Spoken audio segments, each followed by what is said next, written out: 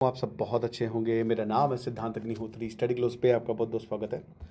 सो FCRA को समझते हैं। इस पे मैंने बहुत सारे लेक्चर्स ऑलरेडी लिए हुए हैं, लेकिन उससे पहले बता दूं कि अगर देखिए प्रॉम्प्ट इंजीनियर अगर आप बनना चाहते हैं विथ ग्राफिक डिज़ाइनिंग, हमने पहले कोर्स लॉन्च किया था, लेकिन अब ये अपडेटेड, मतलब सब कुछ एवरीथिंग इज़ अपडेटेड। और जिन्होंने पहला कोर्स नहीं लिया है वो ही सीधा ले सकते हैं।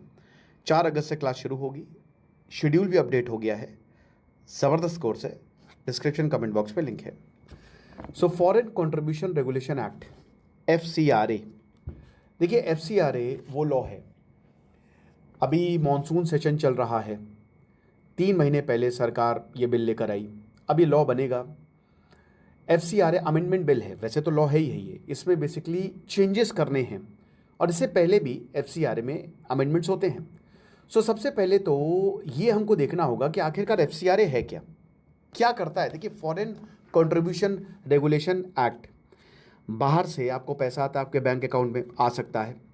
आप एक इंडिविजुअल हो, आप कोई ट्रस्ट हो या कोई एनजीओ हो, तो जो भी एलिजिबल है, जो फंड्स को रिसीव करेगा बाहर से, याद रखिएगा फॉरेन से। एक्चुअली होता क्या है ना कि पाकिस्तान, चाइना, अमेरिका, ये डायरेक्ट जो है भारत के खिलाफ वॉर नहीं छेड़ेंगे। ये क्या करेंगे, ये पैसा देंगे। ये कंपनीज, पहले ये कंपनीज बनाते हैं, इंस्टीट्यूशंस बनाते हैं, और ये कहते हैं कि एनजीओ है। बिल्कुल एनजीओ है, मस्त एनजीओ है, एनजीओ चल रही है। लश्कर ने अपनी एनजीओ बनाई हुई है, और ये पैसा देते हैं। फिर इस पैसे से ये भारत को, भारत में जो लोग हैं जो भारत विरोधी काम करना चाहते हैं या पैसे से काम करना चाहते हैं या जिनमें पोटेंशियल दिखती है, ठीक है, उनको ये पैसा दे सकते हैं और बहुत सारी चीज़ें करवा सकते हैं। ठीक है, तोड़ फोड़ करवा सकते हैं, दंगे करवा सकते हैं, भारत के खिलाफ प्रोटेस्ट करवा सकते हैं। तो इसको रोकने के लिए, ऐसा ना हो, ये एक्ट बना है। इंदिरा गांधी ने इसको सबसे पहले सोचा था कि ये दिक्कत कर सकते हैं। तो अब आपको करना कुछ नहीं है इसमें, सिर्फ ये होगा, इसमें ट्रांसपेरेंसी होगी। बाहर से अगर फंडिंग सही आ रही है तो कोई प्रॉब्लम नहीं, बहुत सारे ऐसे जेन्युइन ऑर्गेनाइजेशंस हैं। लेकिन बहुत सारे, याद रखिएगा कि इंफॉर्मेशन वॉरफेयर है, ये इंटेलिजेंस वॉरफेयर है। अमित शाह जो होम मिनिस्टर है वो इसको देख रहे हैं। सो अब ऐसा नहीं है कि जो बोला जा रहा है कि फॉरेन डोनेशन ही आना बंद हो जाएगी, बिल्कुल भी नहीं। बस ये बताता है कि कौन इनको रिसीव कर सकता है और किस तरीके से इनकी अकाउंटिंग की जाएगी और कहां पे इनको स्पेंड किया जाएगा, बस। तो सरकार ने बोला है कि बहुत ज़्यादा ज़रूरी है कि इस फॉरेन मनी को स्क्रूटिनाइज किया जाए, अकाउंटेबल सिस्टम हो। मान लीजिए एजुकेशन के लिए आपको पैसा दिया और आप किसी और की चीज़ के लिए पैसा वो लगा रहे हो, ऐसा नहीं होना चाहिए। जो पैसा लगना है वो नेशनल इंटरेस्ट के लिए लगना चाहिए, पब्लिक ऑर्डर के लिए लगना चाहिए, ना फिर हार्मफुल कंटेंट के लिए। सो एफसीआरए बस ये इंश्योर करता है कि जो भी फॉरेन मनी भारत में आए वो सही हो, दैट्स इट, है ना। तो फॉरेन फंडिंग जो कि भारत की सॉवरेनिटी, सिक्योरिटी या पब्लिक ऑर्डर को अगर ये वीक करेगी तो दिक्कत है। तो उसमें अब अमेंडमेंट हो रहा है, उसमें अमेंडमेंट हो रहा है। हर 1 रुपया एसबीआई में आएगा, उसको एक डेजिग्नेटेड, जो जहां जिस बैंक अकाउंट में वो आ रहा है उसको ऑडिट किया जाएगा। और याद रखिएगा ऑडिट कौन करता है, सरकार नहीं करती है, सीए करते हैं। बहुत सारी, जैसे आप जब कंपनी बनाएंगे तो उसकी ऑडिटिंग होती है और उसकी रिपोर्ट जो है फिर आप सरकार को सबमिट करते हैं। ऑडिटिंग मतलब वही कि सब कुछ सही है, पैसा जो आ रहा है वो कहाँ लग रहा है, आपकी कंपनी जो है वो सही से काम कर रही है, प्रॉफिटेबल है नहीं, ये सारी चीज़ें, सब कुछ फिर सरकार को वो सबमिट किया जाता है। और उसके बाद सरकार उसको स्क्रूटिनी भी करती है कि कहीं ऐसा ना हो कि टैक्स की चोरी हो रही है, नहीं हो रही है, और बाकी सब कुछ। ये जो लॉ है दैट ऑल्सो बास इलेक्शन कैंडिडेट्स, ठीक है, कि बाहर से ऐसा तो नहीं कि इलेक्शंस के लिए पैसा लगा जा रहा है। लेजिस्लेचर्स हो गए, जजेस हो गए, सरकारी सर्वेंट्स हो गए, इनफैक्ट न्यूज़पेपर एडिटर्स भी इसमें इन्वॉल्व हैं। न्यूज़पेपर्स को, इसी से तो इन्फॉर्मेशन वॉरफेयर फैलता है। भारत में ऐसे बहुत सारे पब्लिकेशन है, नाम नहीं लूंगा, ऐसे बहुत सारे जर्नलिस्ट हैं जो कहते तो है कि हम भारत के लिए काम कर रहे हैं, बट उनका काम मुझे भारत के लिए तो नहीं लगता। अब उसकी जांच होनी चाहिए कि कहाँ से फंडिंग आ रही है कि नहीं, ये चीज़ है।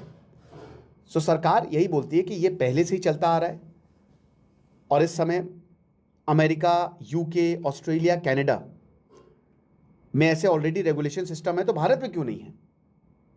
तो पहली बार याद रखिए 1976 एफसीआरए पहले इनैक्ट हुआ था इमरजेंसी में, जब इमरजेंसी एरा था।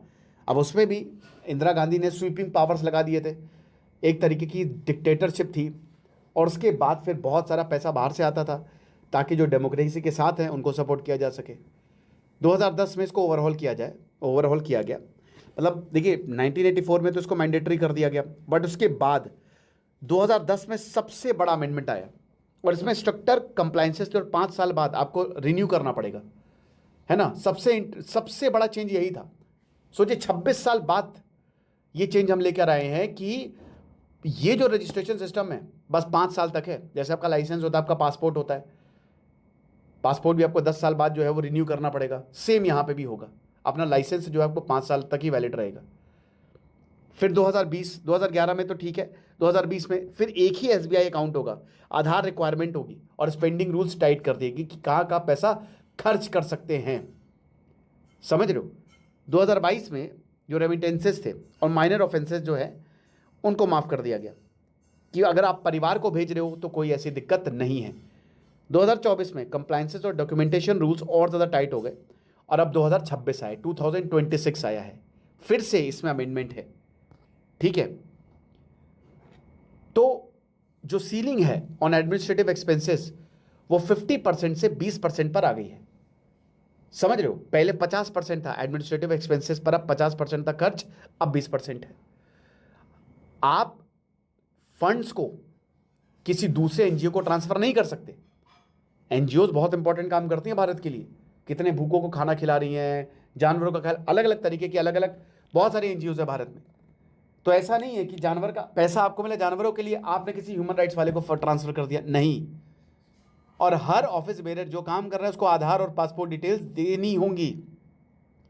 ये जो अमेंडमेंट्स हैं, रिक्वायरमेंट्स और ऑपरेशनल रिस्ट्रिक्शंस बहुत टाइट कर दिए, समझ रहे हो। सो 2026 का जो बिल है इसमें जिनका एफसीआरए एंड होने आ रहा है, अभी प्रेजेंट में कोई ऑर्गेनाइजेशन है वो अपना एफसीआरए रजिस्ट्रेशन खो सकती है अगर सरकार उसको कैंसिल कर दे। अब सरकार कब कैंसिल करेगी, जब वो ऑर्गेनाइजेशन लॉ को वायलेट कर रही हो, या मान लीजिए कोई ऑर्गेनाइजेशन अगर खुद ही सरेंडर कर देती है तो रजिस्ट्रेशन रिन्यू नहीं होगा। 2026 में ये जो बिल है, concept of certificate ceasing to exist, ये कंसेप्ट आ रहा है। अब अगर मान लीजिए कोई ऑर्गेनाइजेशन रिन्यूएबल के लिए अप्लाई कर रही है बट वो नहीं कर पाती है, आप गए, सर्टिफिकेट खत्म। रिन्यूअल डेडलाइन को मिस कर देते हैं, सर्टिफिकेट खत्म।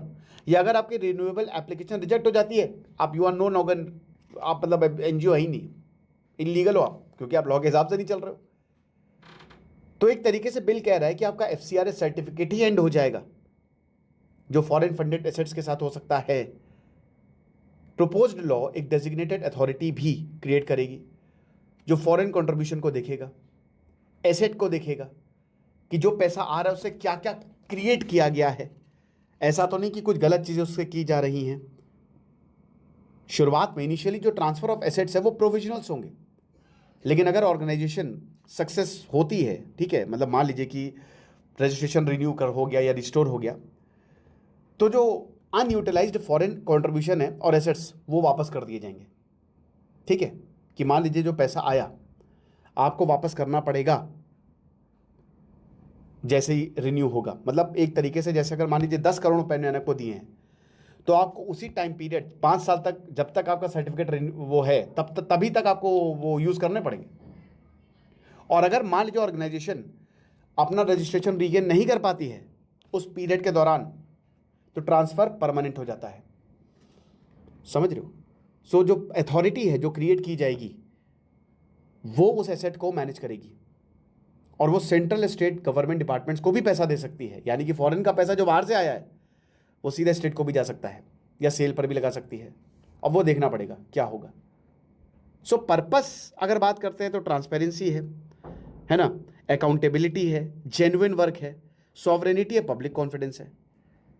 अब कहाँ कहाँ एफसीआरए के फंड जो है वो यूज़ हो सकते हैं, आप देख ही सकते हैं। एजुकेशन में, हेल्थ केयर में, रूरल डेवलपमेंट में, एनवायरनमेंट में, कल्चर में, सोशल वेलफेयर में, रिहैबिलिटेशन में, फेथ बेस्ड वेलफेयर में, साइंटिफिक रिसर्च में। और कहाँ यूज़ होंगे बताइए। की फंक्शनरीज, बिल कहती है कि की फंक्शनरीज कौन होंगे। अगर मान लीजिए कि किसी ने वॉयलेट किया तो किसको सजा मिलेगी, है ना। इसमें कौन कौन आता है, डायरेक्टर्स, जिसने बनाया है NGO, trustees, partners, office bearers, जो इंस्टीट्यूशन को मैनेज कर रहे हैं। परमिशन लेनी पड़ेगी। याद रखिएगा कि अगर आपको फॉरेन फंड्स चाहिए तो पहले में सरकार की परमिशन लेके आइए। क्या हम, और आपको पीरियड कि भैया 3 साल में हम ये डेवलप कर देंगे, करना पड़ेगा भैया 3 साल। प्रिस्क्राइब्ड पीरियड में आपको उस फंड्स को यूटिलाइज करना पड़ेगा। और मैक्सिमम पनिशमेंट भी है अगर एक्ट को आप वायलेट करते हैं 5 साल, मतलब सॉरी 5 साल से 1 साल। ओके। एक और प्रोविजन है, ये बताती है कि no investigation into an offence under the act may be initiated without the prior approval of the central government. यानी कि जब तक सेंट्रल गवर्नमेंट हाँ नहीं बोले तब तक इन्वेस्टिगेशन नहीं होगा। यानी कि केंद्र सेंट्रलाइज कर दिया बेसिकली इसको। मल्टीपल इन्वेस्टिगेशंस होते हैं ना, सेंट्रल लॉ क्या है कि मिनिस्ट्री कहती है कि देखिए बहुत सारे इन्वेस्टिगेशंस होते हैं, हम एक ही कर देंगे। मतलब अलग अलग डिपार्टमेंट, पुलिस हो गया या जिसको भी प्रिस्क्राइब, वो नहीं, एक ही डिपार्टमेंट जो है वो इन्वेस्टिगेट करेगा बस। 15 जुलाई 2026 एफसीआरए पोर्टल, अभी तक बता रहा हूं, अभी तक 15 जुलाई 2026 तक एफसीआरए पोर्टल पे जब आप जाएंगे ना, यू विल बी सरप्राइज्ड, 22,498 22498 इतने कैंसल्ड रजिस्ट्रेशन है। 15,212 एक्सपायर्ड रजिस्ट्रेशन है। प्रेजेंटली 450 के करीब एक्टिव सर्टिफिकेट्स है, 14,500 के करीब, जो पीआरएस लेजिस्लेटिव रिसर्च की अगर बात करते हैं तो। कंट्रोवर्सी क्यों हो रही है? सबसे बड़ी बात यह है, वाई कंट्रोवर्सी। देखिए, सरकार ये कह रही है कि डेजिग्नेटेड अथॉरिटी जो है वो प्रोसीजरल गैप को फिल कर देगा, कोई दिक्कत की बात नहीं है। जो एसेट्स हैं, हम बस यही चाहते हैं कि पब्लिक पर्पस के लिए यूज हो और किसी और पर्पस के लिए यूज ना हो। यही बिगेस्ट पॉइंट ऑफ डिसएग्रीमेंट है। क्रिटिक्स कह रहे हैं कि भैया बिल जो है वो एडमिनिस्ट्रेटिव हाउसकीपिंग से दूर चला गया है, उसके बियॉन्ड चला गया है। बेसिकली सरकार और ऑर्गेनाइजेशन की रिलेशनशिप चेंज हो गई है। जो प्रोपोज्ड प्रोविजन है भाई, सालों से फंडिंग आ रही है ना, 30-40 सालों से कुछ कुछ ऑर्गेनाइजेशन को फंडिंग आ रही है, इसके बाद नहीं आएगी, इसके बाद नहीं आएगी। कई बार आपने ऐसी सिचुएशन क्रिएट कर दी है कि वो फॉरेन फंडिंग पर डिपेंड ही नहीं। अब भारत में तो इतना पैसा आता नहीं है। और सबसे बड़ी बात, रिलीजियस कंट्रोवर्सी, केरल में इसको लेकर काफी बवाल हो रहा है। हालांकि सरकार ने बोला है कि भैया रिलीजन को हम नहीं छुएंगे, बिल्कुल रिलीजन को नहीं छुएंगे। सेंट्रल डिस्प्यूट यही है कि जो एसेट क्रिएट हुए हैं पहले विथ फॉरेन कंट्रीब्यूशन, जो फॉरेन कंट्रीब्यूशन, यानी कि जैसे मान लीजिए कि आज से 20 साल पहले किसी एग्जाम्पल, बिल गेट्स एग्जाम्पल दे रहा हूँ, उसने मान लीजिए कि मुझे 50 लाख रुपए दिए और मैंने उससे घर खरीद लिया, ठीक है। अब वो घर क्या सरकार ले लेगी? बताइए। किसी का एक्टिव एफसीआरएस सर्टिफिकेट नहीं है तो ये वो क्या एसेट चला जाएगा? अब इस पर सरकार चुप है, बिल्कुल चुप है। सरकार का रीजनिंग और ऑपोजिशन का ऑब्जेक्शन डाइवर्ज हो जाता है यहाँ पे। Assets created using foreign contribution will vest in the designated authority not only when an organization registration is cancelled or surrendered, but also when it simply ceases because the registration was not renewed or the renewable application was rejected. जो भी asset create किया गया है foreign contribution से, वो authority के पास जाएगी। Organisation registration cancel हो, वो तो है ही है, या सरेंडर किया जाए, लेकिन अगर रिन्यूएबल एप्लीकेशन रिजेक्ट हुआ, कुछ भी हुआ, तो गए काम से। मेरा कहने का सिंपल सवाल, 50 लाख का घर, अगर मेरी एनजीओ के पास सर्टिफिकेट नहीं है, सर्टिफिकेट कैंसिल हो गया, सर्टिफिकेट मैं भूल गया अप्लाई करना, वो पूरा का पूरा चला जाएगा अथॉरिटी के पास। ये समझिए आप। अब सरकार कह रही है कि भैया हम एग्जिस्टिंग प्रिंसिपल को ही फॉर्मुलाइज कर रहे हैं, 2010 का जो एक्ट था उसी को ही फॉर्मुलाइज कर रहे हैं, इतनी क्या परेशानी है? अमेंडमेंट जो है ये डिटेल्ड स्टैट्यूटरी फ्रेमवर्क बताता है कि ये एसेट्स जो है इसको कैसे सुपरवाइज किया जाएगा, कैसे मैनेज किया जाएगा और कैसे डिस्पोज किया जाएगा, राइट। क्रिटिक्स कहते हैं कि प्रैक्टिकल कंसीक्वेंस होंगे यार। आपने कागज़ पर लिख दिया, मान लीजिए कि एक हॉस्पिटल बिल्ड हुआ, स्कूल या लाइब्रेरी बिल्ड हुई फॉरेन डोनेशन से, अब वो पूरा डोमेस्टिक फंडिंग पे चल रही है ना। और उस ऑर्गेनाइजेशन को वो ये, मतलब इफ सच एन ऑर्गेनाइजेशन की हम अपना एफसीआरए रजिस्ट्रेशन नहीं रिन्यू करते हैं क्योंकि हमको फॉरेन कंट्रीब्यूशन की जरूरत नहीं है, तो फिर क्या होगा बताइए? जो ये मान लीजिए किसी लाइब्रेरी है, फॉरेन फंडिंग आ रही है, फॉरेन के लिए ना हमको, क्योंकि अब फॉरेन फंडिंग बंद हो गई, 10-20 साल पहले बंद हो गई, अब सब यही के लोग चला रहे हैं, क्या आप उसको ले लेंगे? एफसीआरए रजिस्ट्रेशन उसको नहीं जरूरत है, उसका बिल एक्सपायर हो गया, सरकार को अब भाई इस पे सरकार चुप है। ये चीज है, हालांकि हाइपोथेटिकल एग्जांपल्स हैं। तो प्रोपोज्ड फ्रेमवर्क में हॉस्पिटल जो है वो डेजिग्नेटेड अथॉरिटी के अंदर चल सकता है। अगर ऑर्गेनाइजेशन रजिस्ट्रेशन बंद हो गया या रिस्टोर नहीं की गई, अथॉरिटी जो है उसके पास पावर होगी कि वो सरकारी या डिपार्टमेंट को दे दे। ये चीज़ है। तो सरकार का यही है कि ट्रांसपेरेंसी, डेमोक्रेटिक एंड अकाउंटेबिलिटी सब बढ़िया है। अच्छा, अब कुछ हम मिथ्स की बात कर लेते हैं जो कि यार समझ में नहीं आते हैं। देखिए, क्रिटिक्स ये आर्ग्यू करते हैं कि जो अमेंडमेंट है वो कोई प्रैक्टिकल एग्जिट नहीं है एफसीआरए सिस्टम से। मतलब अगर किसी को निकलना है एफसीआरए से तो ये प्रैक्टिकल एग्जिट मतलब जो भी उसने खड़ा किया आप सब ले लोगे, ये चीज़ है। अगर मान लीजिए कोई ऑर्गेनाइजेशन जो है उसको रिटेन एसेट करने हैं, मतलब अपने एसेट को वापस जो कि फॉरेन कंट्रीब्यूशन से है, तो अब उसको पहले अपना रजिस्ट्रेशन कंटिन्यू करवाना पड़ेगा इनडेफिनेटली, तब भी जब उसको फॉरेन फंडिंग मिल नहीं रही है। और कई बार मिक्स्ड फंडिंग मिलती है, कुछ बाहर से आती है, कुछ देश से आती है। ये चीज़ है। बिल ये कहता है कि एसेट होली और partly through foreign contribution can vest in the designated authority, यानी कि पूरी तरीके से अगर फॉरेन कंट्रीब्यूशन से कोई एसेट बना है, यानी कि बाहर से, या पार्टली भी बना है, तो भी डेजिग्नेटेड अथॉरिटी के पास जाएगी। जहां पे डोमेस्टिक और फॉरेन फंडिंग दोनों ही यूज हुए हैं एसेट को बिल्ड करने के लिए, तो ऑर्गेनाइजेशन डोमेस्टिक पोर्शन को रिकवर करने के लिए अप्लाई कर सकती है। अब ये समझ नहीं आया, मुझे भी नहीं समझ आया कैसे। एक घर है, छोड़ो, हॉस्पिटल है, आधा हॉस्पिटल फॉरेन फंडिंग से बना है। मान लीजिए कि 4 फ्लोर का हॉस्पिटल है, आपने 2 फ्लोर बनाया बाहर से, उसके बाद फॉरेन फंडिंग आना बंद हो गई, फिर आपने यहां से फंडिंग ली, ऊपर के 2 फ्लोर यहां से बनाए, तो क्या आप 2 फ्लोर उठा के, ये बिल कह रहा है कि जो आधा जो डोमेस्टिक पोर्शन से बना है वो आप ले सकते हो। कैसे चलेगा ये? आधा सेंटर के पास चला जाएगा, आधा भाई हम यूज करेंगे। सो प्रैक्टिकलिटी इसीलिए कह रहे हैं कि कुछ समझ नहीं आ रही इसमें। और हाँ, एक और चीज, एग्जिस्टिंग लॉ जो है वो आप अपील कर सकते हैं कैंसलेशन के अगेंस्ट। अगर मान लीजिए कि आपका एफसीआरए सर्टिफिकेट कैंसिल हुआ है, आप अपील करिए, कोई दिक्कत नहीं है। क्रिश्चियन ऑर्गेनाइजेशन क्यों वरीड है? देखिए, जो बिल है वो सारे ऑर्गेनाइजेशंस के लिए अप्लाई होता है। तो ज़्यादा जो ऑपोजिशन है 70 to 80% वो चर्चेस से आया है, स्पेशली नॉर्थ ईस्ट से, केरल से। अब बिल रिलीजन स्पेसिफिक नहीं है, लेकिन चर्च ग्रुप जो मिजोरम में है, क्योंकि भाई देखिए, अब जो क्रिश्चियंस हैं उनको बहुत सारी फंडिंग बाहर से आ रही है, बहुत सारी। भाई अंग्रेज आए थे तो अच्छा एक मिशनरीज लेके आए थे कि आ जाओ चलते हैं, है ना, बहुत सारा पैसा लेके आते हैं, बहुत लोगों को यहाँ पे स्कूल्स बनाते हैं, बहुत लोगों को क्रिश्चियन है क्रिश्चियनिटी बताते हैं, बहुत लोगों को कन्वर्ट भी करते हैं। तो अंग्रेज़ों का ये पूरा एक टारगेट था। अंग्रेज चले गए, भारत सेक्युलर नेशन बना, कोई दिक्कत नहीं, सब अच्छे बढ़िया से रह रहे। बट बहुत सारे क्रिश्चियंस का ये मानना है कि भैया क्या होगा हमारा। बहुत सारे एफिलिएटेड इंस्टीट्यूशंस आज भी फॉरेन फंडिंग ले रहे हैं वेलफेयर प्रोजेक्ट्स के लिए।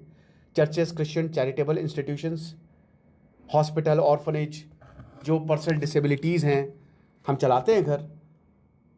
अगर मान लीजिए एफसीआरए रजिस्ट्रेशन हम लैप्स हो जाते हैं, रिन्यूअल डिनाई हो जाता है, तो जो प्रॉपर्टी डेवलप हुई है उसका क्या होगा? ख़त्म हो जाएगा हमारा। तो क्या करेंगे?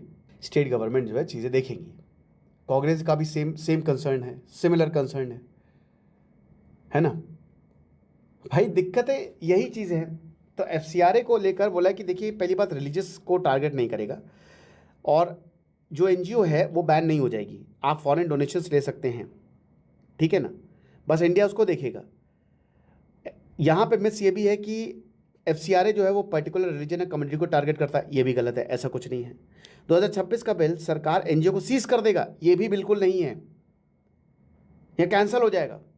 फैक्ट्स ये है कि बस रेगुलेशन है, ठीक है। और बहुत सारी डेमोक्रेसीज में ऑलरेडी इस तरीके के लॉज हैं, ये भी हमको समझना पड़ेगा। सरकार यही कह रही है, होम मिनिस्ट्री कहती है कि लगभग 16,200 एसोसिएशंस है जिनको लगातार 22,963 करोड़ रुपए मिले फॉरेन कंट्रीब्यूशन 2024-25 में।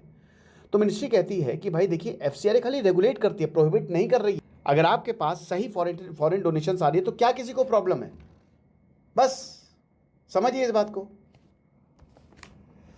अब देखेंगे दोस्तों क्या होगा आगे। बाकी आपको क्या लगता है मुझे कमेंट बॉक्स में बताइएगा। और ये जो हमारा बहुत ही शानदार कोर्स है एआई का, आप अवेल करिए। नए तरीके का कोर्स है भैया ये। Thank you.